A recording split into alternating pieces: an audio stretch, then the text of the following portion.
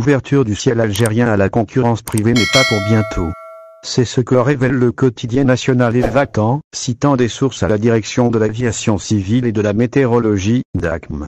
Cette dernière n'a pas été saisie sur ce projet, annoncé en grande pompe il y a des mois par le président Abdelmadjid Tebboune. C'est la grande déception pour les opérateurs privés qui, depuis longtemps, espéraient l'ouverture du ciel algérien à la concurrence privée. La création de compagnies privées de transport aérien devrait tarder à voir le jour.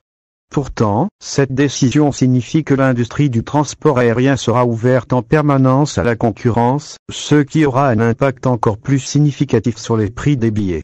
Le but de cette mesure est de permettre aux compagnies aériennes privées d'exploiter des vols internes, tandis que la compagnie nationale Air Algérie se consacrera aux vols internationaux. Pas de réouverture immédiate des aéroports néanmoins, selon la même source, il n'y aura pas de réouverture immédiate des aéroports intérieurs fermés et la création de compagnies spéciales en vue d'assurer le service du transport aérien interne devra attendre. Les investisseurs et les opérateurs économiques avaient reçu avec beaucoup d'enthousiasme l'annonce, faite par le président Abdelmadjid Tebboune, en août dernier, de l'ouverture de l'industrie du transport aérien à l'investissement privé. Cependant, les spécialistes restent prudents et préfèrent attendre de connaître les modalités et le cahier des charges qui devront régir l'investissement de ce créneau stratégique, avant de se prononcer.